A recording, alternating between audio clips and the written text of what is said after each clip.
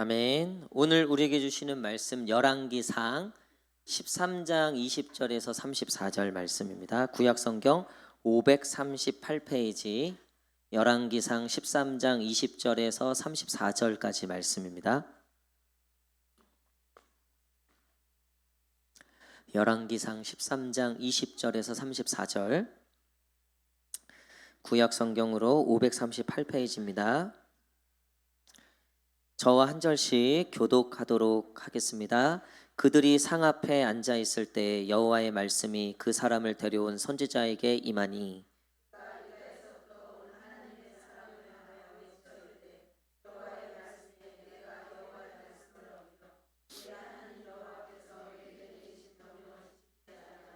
돌아와서 여호와가 너더러 떡도 먹지 말고 물도 마시지 말라 하신 곳에서 떡을 먹고 물을 마셨으니 내 시체가 내 조상들의 묘실에 들어가지 못하리라 하셨느니라 하니라.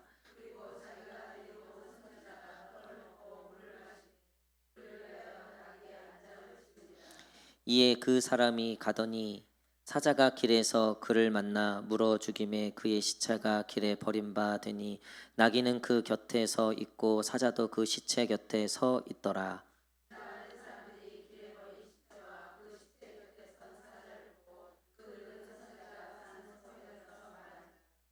그 사람을 길에서 데리고 돌아간 선지자가 듣고 말하되 이는 여호와의 말씀을 어긴 하나님의 사람이로다. 여호와께서 그에게 하신 말씀과 같이 여호와께서 그를 사자에게 넘기심에 사자가 그를 찢어 죽였도다 하고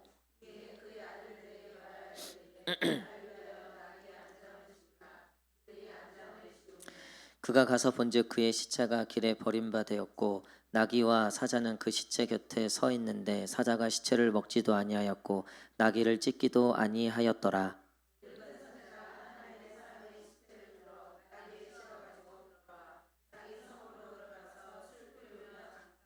곧 그의 시체를 자기 묘실에 두고 오호라 내 형제여 하며 그를 위하여 슬피 우니라.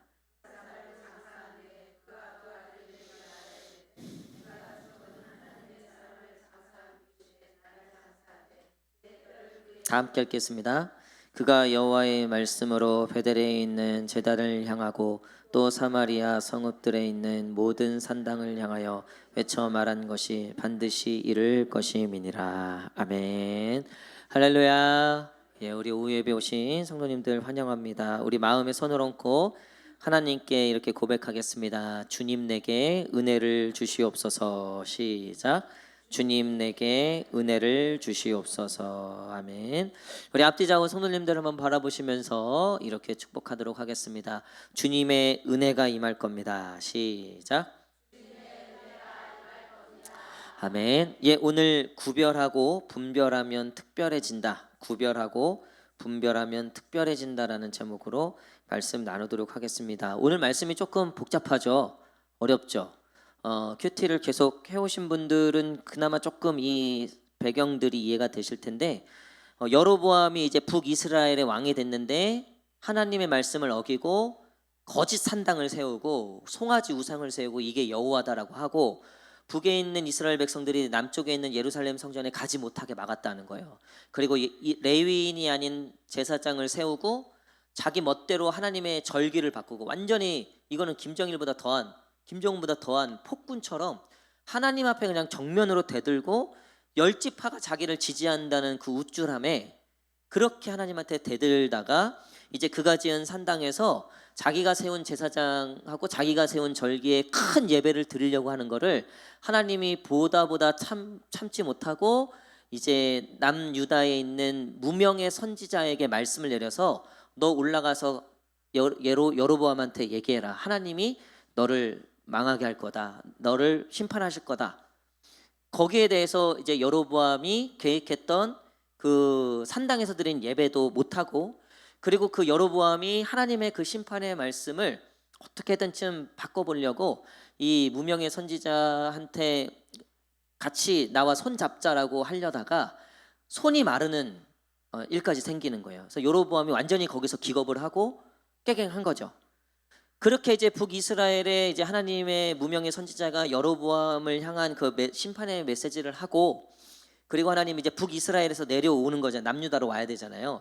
그때 하나님이 몇 가지 말씀하셨어요. 무명의 선지자에게 가서 아무런 음식도 먹지 말고 물도 마시지 마라. 이런 명령을 하셨어요. 왜 그랬는가 여러 가지 이제 학설이 있는데 당시에 이 북쪽에는 이미 여로보암을 통해서 이방 신상들과 우상들과 거기에 드려진 제물들이 많았다는 거예요. 그러니까 물과 떡을 먹는다는 의미는 이 거룩한 무명의 선지자가 우상의 피와 떡으로 더럽혀진다는 의미가 있었다는 거예요. 게다가 그 북쪽에 있는 이 거짓 선지자였던 이 베델의 선지자와 함께 식사를 한다는 건 당시의 문화는 너와 내가 한 마음이다라는 의미가 있었다는 거예요. 같이 우리도 그렇잖아요. 마음 안 먹는 사람하고 식사하는 거 제일 어렵잖아요. 밥 먹고 싶은 사람, 마음 맞는 사람이잖아요. 그렇죠? 그러니까 그런 의미가 있었다는 거죠. 그러니까 하나님이 이 무명의 선지자에게 너 절대 그렇게 하지 마라라고 말씀하셨는데 막상 이 무명의 선지자가 가서 보니까 여로보암도 쫄고 막 손이 마르고 이런 막 기적과 역사가 일어났잖아요. 게다가 최고의 권력자가 이 무명의 선지자 앞에서 깨갱했단 말이에요.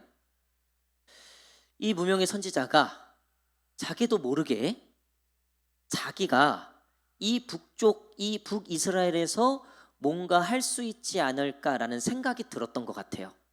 여튼 정확한 이유는 나오지 않지만 하나님이 말씀하셨던 너 그 떡과 물 마시지 말라고 했는데 당시에 베델의 선지자, 그러니까 북이스라엘 여로보암이 신뢰했던 선지자가 나와서 이 무명의 선지자를 다시 한번 설득하고 회유하려고 찾아가요. 그리고 너 물하고 떡 이거 다 먹어라. 이거 다 네 거다. 이런 식으로 호혜를 베푸니까 이 무명의 선지자가 자기가 당연히 대접받음이 당연한 줄 알고 그걸 이제 먹게 되는 겁니다. 그래서 하나님이 그 베델의 선지자, 그러니까 여로보암의 거짓 선지자에게 또 임하셔갖고 이 무명의 선지자, 하나님의 선지자인 이 무명의 선지자에게 또 말씀하세요. 너가 나에게 불순종했기 때문에 너도 죽을 거다. 그리고 뒤에 보면 이제 동물이 와서 죽이죠. 그리고 그 시체가 남쪽 고향으로 가지도 못하고 그 북이스라엘에 그냥 묻히게 돼요. 그러니까 전반적인 내용은 이런 내용이에요. 정말 잘 요약했죠. 어려웠습니다. 근데 가장 중요한 건 뭐냐면 육으로 시작했던 사람이 영으로 쓰임 받는 경우도 있고요. 영으로 시작했던 사람이 육으로 마칠 때가 있다는 거예요. 이 무명의 선지자는 분명히 하나님의 사람으로 선지자로 쓰임을 받고 시작했는데 마치는 걸 뭘로 마쳤어요? 결국 육으로 마쳤다는 거죠. 여러분 왜 그랬는가? 그가 구별하지 못하고 분별하지 못했기 때문에 그래요. 우리도 신앙생활에서 구별해야 될 것이 있고 분별해야 될 것이 있어요. 여러분 구별과 분별은 좀 다른데요. 구별이라 함은 하나님께서 너희가 거룩하라 말씀하셨잖아요. 거룩하라. 우리는 이 구별을 통해서 그리스도인임을 나타내는 거죠. 하나님이 말씀하시는 것을 순종함으로 구별되는 거예요. 예를 들면 세상은 야, 네 맘대로 살아라는데 하나님은 내 뜻대로 살아라 한단 말이에요. 그러면 우리가 하나님의 사람인지 아닌지를 어떻게 하냐면 어떻게 하나님의 사람인지 아닌지가 구별이 되냐면 하나님의 말씀에 순종하는지 안 한지를 통해서 구별이 된다는 거예요. 뭐 헌금을 많이 하고 봉사를 많이 하고 오케이. 근데 그런 것을 다 떠나서 하나님 말씀에 순종하는가 아닌가로 구별된다는 거예요. 이거 하나로 구별된다는 거예요. 물론 제가 전에도 말씀드렸듯이 엘리 대제사장이 영의 사람 설교할 때 그 엘리 대제사장이 대제사장이었어요. 담임 목사였어요. 담임 목사로서 예배도 인도했고 제사도 드렸고 다 했어요. 할 거 다 했어요. 근데 그는 하나님의 말씀에 순종하는 사람이 아니었죠. 그러니까 우리가 기능은 다 해도요. 그걸로 구별되는가? 아니죠. 세상 사람들이 권사세요? 교사예요? 리더예요? 어이구 인정 이러는 세상이 있어요? 없어요. 세상 사람들도 알아요. 이 인간이 하나님의 사람인지 아닌지를 어떻게 하냐? 목에 칼이 들어와도 순종한단 말이에요. 보니까 아니 로마 군인들이 와서 잡아 죽인다고 해도 하나님 말씀 아니면 나는 안 된다라고 얘기를 하는 거예요. 그렇게 구별이 됐던 거예요. 그리스도인 너 절로 가. 근데 너 죽인다 하니까 알아. 그러면 나 예수님 안 믿을게요. 말씀대로 안 살게요. 그러면 너 절로 가. 그렇게 구별됐던 거예요. 제가 터키에 갔을 때 거기 선교사님이 이 터키는 이슬람 국가죠. 극렬 이슬람 국가예요. 지금도 순교가 일어나요. 근데 거기에 있는 99.8%의 인간은 다 이슬람이에요. 그리고 주민등록증에 종교란이 있고 거기 이슬람이라고 써 있어요. 근데 0.02% 되는 타종교인들 중에 0.01% 채 안 되는 소수의 그리스도인들은 자기 신분증에 크리스찬이라고 적혀 있어요. 근데 이 신분증을 가지고서는 어디서든 매맞는 거예요. 어디서든 차별을 당해요. 근데 그들은 그렇게 구별되고 있는 거예요. 하나님 앞에 그렇게 구별되는 거라고요. 여러분, 우리가 직분이나 우리의 어떤 행위나 그런 것들로 구별되느냐? 아니에요.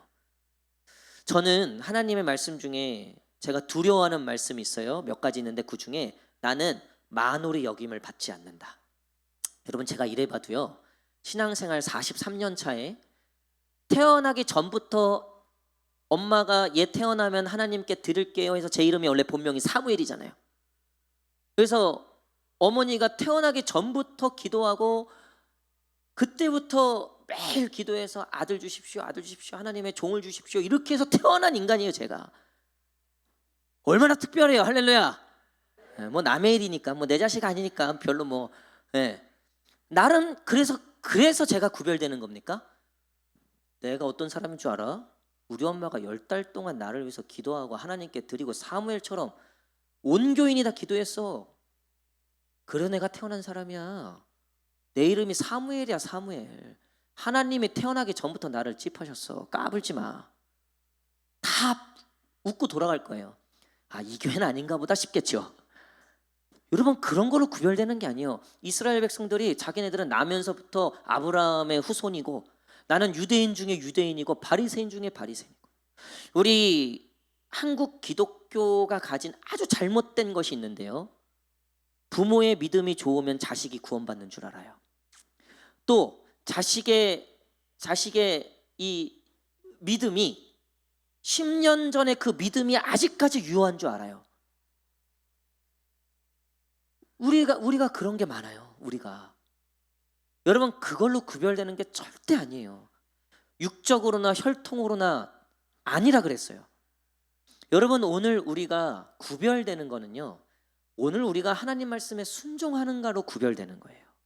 우리가 세상에서 어떻게 빛과 소금으로 구별되는가, 어떻게 세상에서 그리스도인으로 구별되는가, 그거는요, 힘들지만, 어렵지만, 쉽지는 않지만, 그럼에도 불구하고 세상 속에서 내가 하나님 말씀대로 순종하려고 발버둥 치고 그렇게 하나님 말씀에 순종하려고 사는 그 모습, 그게 바로 구별됨이라는 거예요.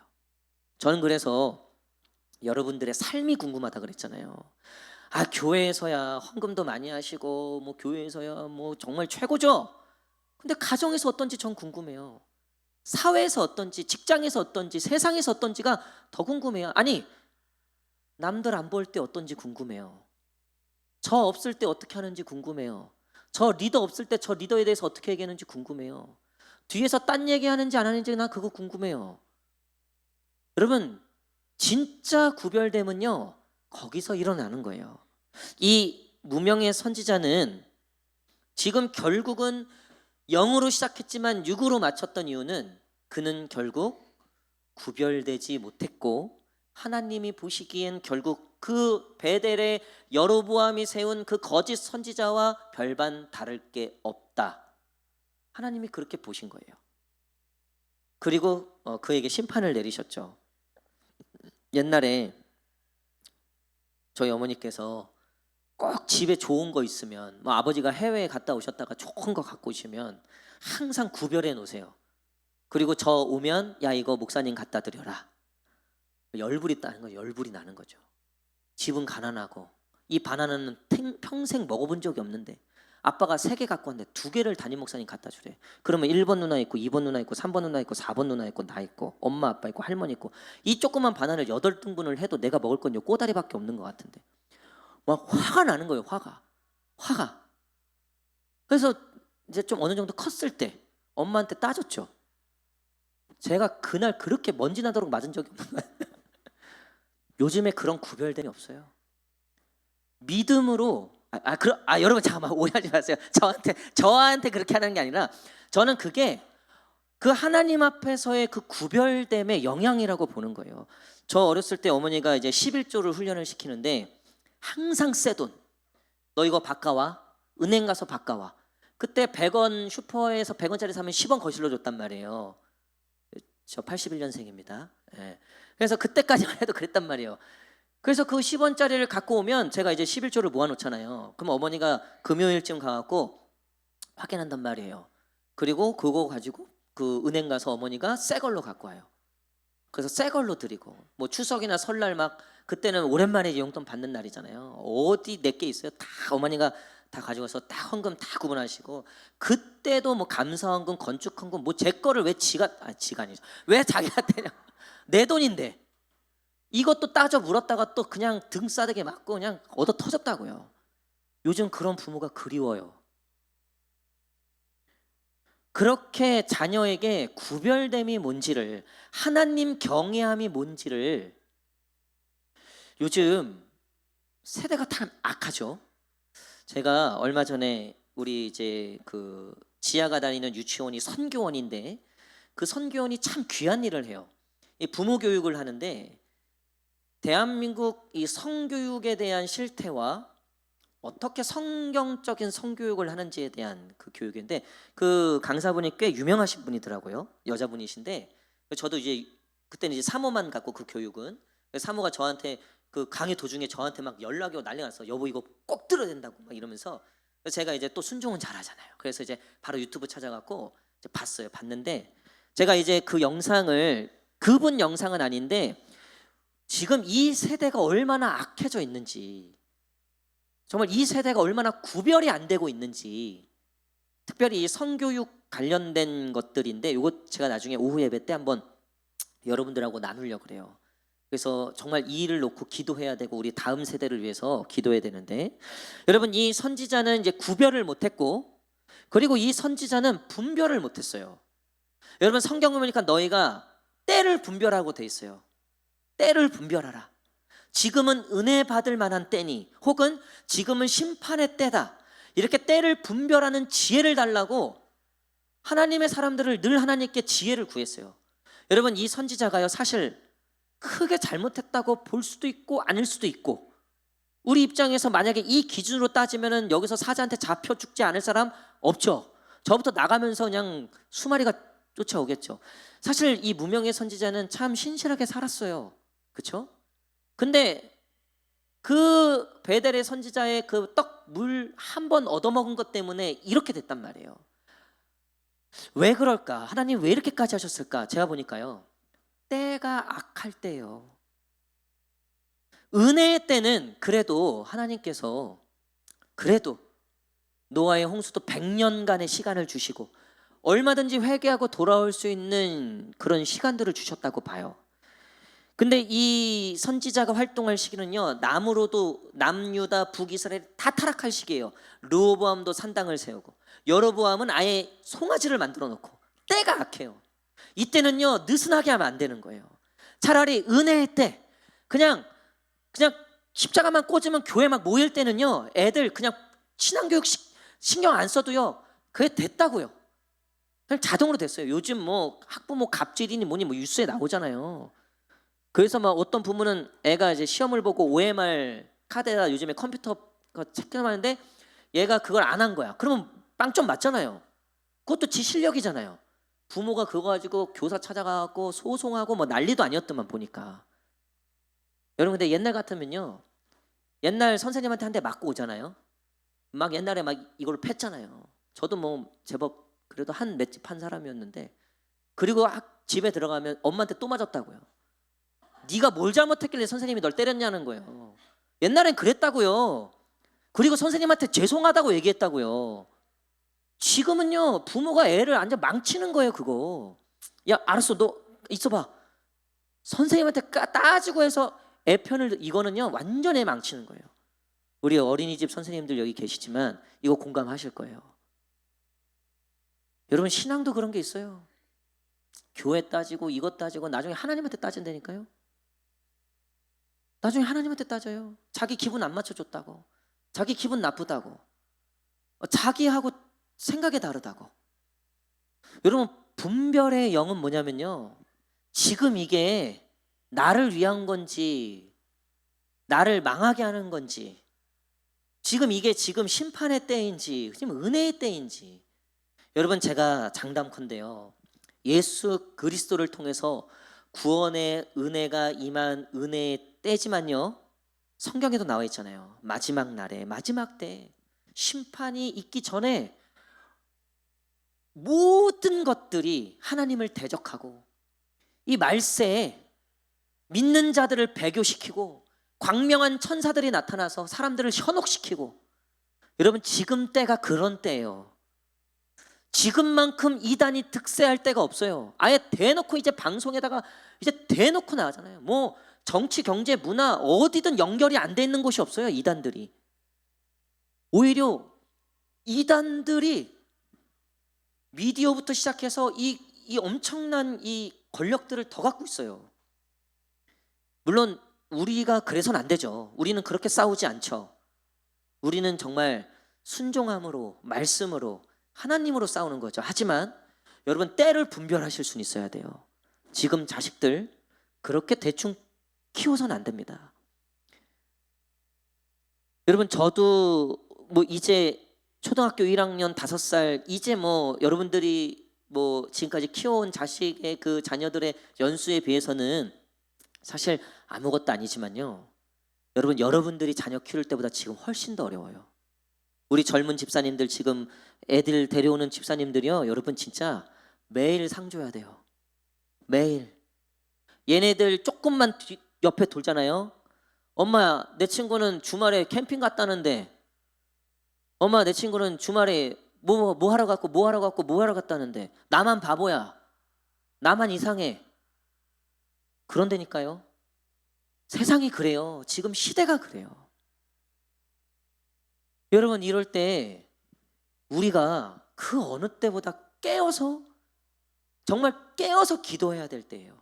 이 시대를 분별하지 못하면요, 훅 안 되니까요. 그러니까 이 무명의 선지자가 결국 제가 봤을 때는요, 때를 잘못 만난 거예요. 뭐 요 정도는 넘어가겠지. 아니, 무명의 선지자 말고도 몇이 더 있으면 뭐 조금 그것도 뭐 그럴 수 있다라고 쳐준다 쳐도, 지금 이 북이스라엘이든 남유다든 지금 완전히 우상 숭배하고, 지금 이게 다윗, 솔로몬 이 2대, 딱 2대 지났는데 벌써 이렇게 망가진 이 세대를 보면서 하나님이 얼마나 가슴을 치며 이 무명의 선지자에게, 저 거짓 우상에게 예배드리는 것을 네가 가서 막아라. 그리고 너 절대 거기에 섞이지 말고, 거기에 말리지도 말고, 그거 기웃거리지도 말아라. 하나님이 엄중하게 말씀하셨음에도 불구하고 결국 그 북이스라엘의 그 화려한 산당과, 그리고 그 화려해 보이는 옷을 입고 있는 그 거짓 선지자의 떡과 물고기와 그 옷들에 어쩌면 이 무명의 선지자가 현혹돼서 결국 하나님의 말씀에 불순종하여 그렇게 넘어갔어요. 근데 때가 악하다 보니까, 여러분, 하나님이 시간이 없으시다 보니까 즉결 심판하신 것 같아요. 사랑하는 성도 여러분, 우리가 이 때에 대해서 분별하고 구별할 수 있어야 됩니다. 여러분, 진짜 깨어서 기도해야 할 때이고, 정말 하나님 꽉 붙잡지 않으면요, 이 세상의 물결이 얼마나 센지요, 그냥 다 끌려가는 거예요, 다. 오늘 위에서 제가 조금 늦게 내려오는 게, 제가 이제 우리 청년들하고 이제 같이 토론을 하는 시간들을 이제 한 이 12월 달까지 갖기로 했어요. 그래서 우리 청년부가 이번에 이제 제주도 수련회를 끝으로, 어떻게 보면 하나님께서 정말 우리 청년부를 은혜를 주셨다. 정말 하나님께서 우리 청년부를 축복해 주셨다. 애들도 느껴요, 스스로도. 근데 여기서 이제 정치할 것인가, 그냥 우리끼리 좋고 끝날 것인가, 여기서 더 도약하고 업그레이드되고 부흥할 것인가. 그래서 더 부흥하기 위해서는 이제 결국 우리가 전도해야 된다. 영혼들이 와야 된다. 근데 여러분, 지금이요, 우리 이번에 장로교 통합 측에서 통계를 냈는데, 우리 전체 우리 장로교 교세 중에 청년이 몇 프로 될까요? 청년 교인들 19세부터 36세까지, 19세부터 그러니까 졸업한 고3 딱 졸업한 거기서부터 36세까지 그 정도를 청년으로 이제 계산을 한다면 전체 우리 교세를 100%라고 보면 그 중에 몇 프로일까요? 우리 교회는 몇 프로예요? 우리 교회는. 전체 교세가요 지금 4.8, 4.7이래요. 여러분 우리나라 지금 저출산율이 0.76명이에요. 100명 중에 10명 지금 10명 중에 7명만 아이를 낳는 거죠. 이것도 지금 우리나라가 세상에서 제일 빨리 없어질 나라라고 난리 법석이잖아요. 지금 청년들이 4.5%고 다음 세대 다 포함해서 전체 교세의 10% 조금 넘어요. 그러면 우리가 이거를 굳이 출산율로 치자면 다음 세대니까 그 우리 저출산율이요 지금 0.2도 안 되는 거예요. 이걸 제가 우리 교회에 왔을 때부터 계속 외쳤죠. 그래서 딴 건 몰라도 다음 세대는 무조건 살려야 되고 다음 세대에 투자하고 돈 드는 건 아껴서는 안 된다. 그런데 우리가 무한정 우리가 자원이 무한정입니까? 점점 어려워져요. 세상은. 교회는 한국 교회는 점점 어려워지고 있어요. 근데 다음 세대도 지금 급속도로 빠져나가고 있어요. 여러분 시대가 이래요. 5년 뒤, 10년 뒤 여러분 누가 보장할 수 있을까요? 지금 대형 교회들에서 뭐가 문제냐면 헌금이 예전같이 들어오질 않는 거예요. 그래서 전에 좋을 때야 빚도 내서 건물도 짓고 했죠. 근데 이자는 오르지 헌금은 적지 갚을 돈은 여전히 남았지. 다 비상들이 걸린 거예요. 지금 건축 한 5년 10년 안에 했던 교회들이 허덕이고 있어요. 허덕이고 있어요. 그렇게 해서 이단으로 팔려가는 교회가요 엄청 많이 생겼어요. 경매 들어오는 이 건물들이. 근데 이게 물론 이제 우리 어른들이 좀 잘못했다 여러 가지로 볼 수 있지만 중요한 건 다음 세대가 들어오지 않는 거예요. 다음 세대가 충당이 안 되는 거예요. 우리 유아유치부, 아동부, 청소년부, 청년부 여러분 진짜 기도해 주셔야 돼요. 이번에 우리 청년부 수련회 때 정말 많은 분들이 헌신해 주시고 후원해 주셔서 정말 우리가 그 수련회도 다녀왔지만요. 제가 이 얘기를 다른 교회에 이렇게 하고 하잖아요. 놀래요. 진짜 놀래요. 여러분 진짜 힘을 다하고 계신 거예요 우리가. 근데 여러분 그럼에도 불구하고 죄송합니다. 더 쫄라매야 돼요. 안 그러면요 이거 대책이 없습니다. 죄송합니다. 주일 오후에 심각한 얘기를. 그럼에도 불구하고 여러분 지금 심각한 상황이었다는 거예요. 이 무명의 선지자가 생각해 보세요. 무명의 선지자였어요. 무명의 선지자. 무슨 얘기냐면요. 이름도 없고 뭐도 없으니까 누가 부를 것도 없어. 그냥 하나님하고 즐겁게 생활했던 사람이에요. 하나님의 음성 듣고 나도 되고 어쨌든 하나님과 행복하게 생활했어요. 아무 문제 없었어요. 근데 때가 악하고 시절이 악하니까 무명의 선지자까지 쓰임을 받을 수밖에 없는 상황이 된 거예요. 더 이상 부를 사람이 없어서 무명의 선지자까지 부를 수밖에 없는 상황. 이빨이 없어서 잇몸으로라도 해야 되는 상황. 근데 잇몸까지 썩었네. 그런 상황이라고요. 그런 상황. 여러분 이때를 분별하지 못하면 도태됩니다. 그리고 흔적만 남을 겁니다. 우리의 신앙도 그렇고요. 우리의 믿음의 가정도 그렇고요. 또 우리 교회도 그렇고요. 순식간이에요. 애들 크는 거 보세요. 얘네들 초등학교만 올라가도요. 요즘엔요. 믿음이 신숭생숭해진다고요. 중학교 딱 올라가잖아요. 애들 믿음이요 절반으로 깎여요. 그걸 어떻게 막을 방법이 없어요. 인간적인 방법으로는요. 애들 먹이고 뭘 하고 뭘 해도요. 이 세대가 이 물결이요. 이게 감당할 수 있는 수준이 아니에요. 그러니까 하나님밖에 없는 거죠. 하나님이 붙잡아 주시고 하나님이 은혜를 주셔야지만 되는 상황이에요. 여러분 이 악한 세대 가운데 우리가 구별되고 분별하여서 끝까지 하나님의 은혜 가운데 승리하는 저와 여러분 되시기를 간절히 축복합니다. 여러분, 그래서 결국 구별되고 분별되잖아요. 그러면 특별해지는 거예요. 할렐루야. 여러분 보세요. 때가 악해도요, 요 무명의 선지자 끝나면 없을 것 같죠? 하나님이 또 어디서 찾아서 불러와요. 하나님이 또 어디서 끄집어내신다고요. 역사를 보면요, 2000년 예수님 오신 뒤에 우리의 인류의 역사를 보면요, 기독교의 부흥이 일어났던 지점들이 있어요. 근데 그 지점들마다 다 이름도 없고 빛도 없는 곳에서 부흥이 시작됐어요. 우리 대한민국 1907년에 있었던 평양 대부흥운동, 그 대부흥의 운동의 시작이 한 선교사님이 전도를 하는데 안 돼. 선교를 하는데 안 돼요. 선교사님들끼리 모여서 기도하는데, 이 조선 글러먹었다, 이 조선 놈들 안 된다, 그냥 막 푸념하고 그런 모임이었어요. 근데 거기서 기도회를 하는데 이 선교사님, 하디 선교사님 회개가 일어난 거예요. 하나님이 이 조선 땅에 대해서 회개의 마음을 주시는 거예요. 그동안 이 조선인들 욕하고 안 된다고 했던 거기에 대해서 회개를 하기 시작하고, 그 회개의 기도가 커져서 평양 1907년 대부흥까지 온 거예요. 그리고 이 한반도가 진짜 동양의 예루살렘이라고 부를 만큼의 엄청난 부흥의 역사가 있죠. 지금도 기독교 선교를 가장 많이 보내는 나라가 미국 다음으로 우리 대한민국이에요.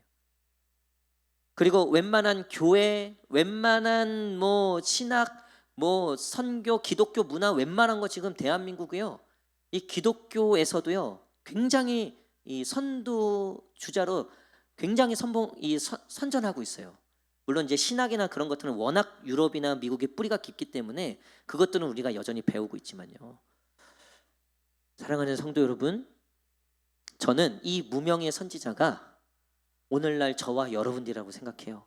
이름도 없고 빛도 없고 누가 알아주는 이 없고, 그럼에도 불구하고 여러분, 하나님은 무명의 선지자를 사용해서라도 이 악한 세대를 바꾸고 회개시키고 하나님의 나라로 세워가는 일에 저와 여러분들을 사용하실 줄 믿습니다. 여러분, 분별되고 구별되면 특별해져요. 제가 오늘도 청년들과 위에서 얘기하면서 이 얘기를 했어요. 나는 너희들이 특별해지길 원하는데, 니들이 서울대를 가든 뭘 가든 난 그거 너희들 절대 특별하다고 생각 안 한다. 목사님은 그거 아무짝에도 관심 없다. 이렇게 얘기하면 또 애들이 공부 안 할 것 같죠? 아니에요, 여러분. 신앙으로 자극을 받잖아요. 인생이 바뀐다니까요. 인생이. 나는 니들이 하나님 안에서 스페셜이 되길 원한다. 신앙 안에서 특별한 존재들이 되길 원한다. 나는 그 한 청년 바라보고 간다. 여러분, 우리 성도님들도 마찬가지예요. 여러분, 구별되십시오. 분별하십시오. 그러면 특별해집니다. 하나님은 오늘 구별되고 분별된 그 한 사람을 찾고 계세요. 하나님께서 그 한 사람을 통해서 하나님의 역사를, 또 하나님의 일들을 행하시고 이 땅에 하나님의 귀한 그 하나님의 나라를 세우는 일에 저와 여러분들을 사용하실 줄 믿습니다. 또 그런 우리 교회 될 줄 믿습니다. 기도하겠습니다.